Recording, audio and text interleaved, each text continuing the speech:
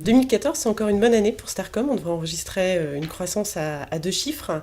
Alors cette croissance, elle est due à la fidélité et à la confiance de nos clients, et je les en remercie.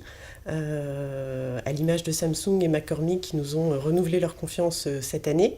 C'est aussi dû à un développement important avec, pour exemple, l'arrivée du groupe La Poste au sein de l'agence, avec une diversité de métiers et de cibles, et des nouveaux annonceurs avec des business models d'un nouveau genre, type Airbnb, ou même une marque très technologique comme Aldebaran, avec les petits robots interactifs qui parlent. Donc plein de nouveaux partenaires annonceurs, plus d'une dizaine, voire même une quinzaine.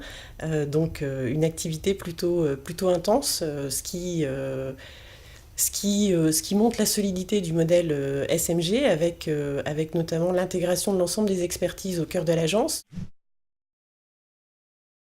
Je pense que la première question qu'on se pose, c'est comment on peut les accompagner pour pousser leur business, améliorer leur business. Plus sérieusement, je pense qu'il n'y a pas d'argument unique. En tout cas, on n'a pas d'argument unique pour séduire un prospect. C'est du sur-mesure à chaque fois. On a un modèle qui est basé sur la compréhension des individus, donc l'approfondissement des insights qui sous-tend leur marché. C'est ça notre première promesse, bien comprendre les enjeux qui sont les leurs et y répondre. Et y répondre avec un certain nombre d'expertise, d'excellence qui les rassure. Donc on a des outils, des talents qui sont capables d'appréhender l'ensemble de leurs enjeux d'aujourd'hui et de demain. Et je pense que c'est ça la vraie promesse de l'agence, être focus, concentré sur leurs objectifs à eux et pas sur ceux de leurs concurrents, et leur proposer une réponse unique. Effectivement, l'innovation est au cœur de l'agence, avec différents projets, toujours tournés vers les besoins de nos annonceurs, avec pour exemple le projet sur la DMP pour Coca-Cola, donc on appelle Advanced Experience Targeting. C'est un moyen de mieux connaître leurs prospects, leurs cibles, les individus qui les consomment. C'est un moyen de mieux distribuer demain leur contenu. Alors demain sur le digital, après-demain sur l'ensemble des médias.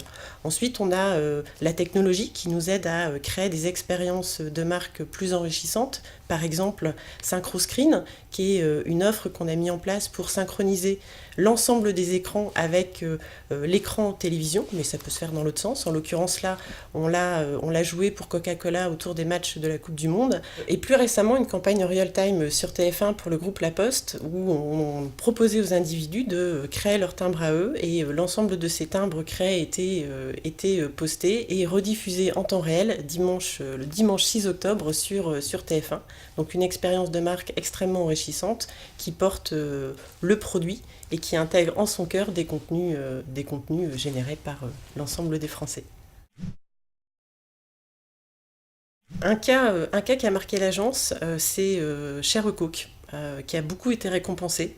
Mais j'ai envie d'en parler parce que c'est un très bon exemple à différents titres. D'abord, il intègre en son sein, au cœur du dispositif, des contenus générés par les consommateurs de la marque Coca-Cola.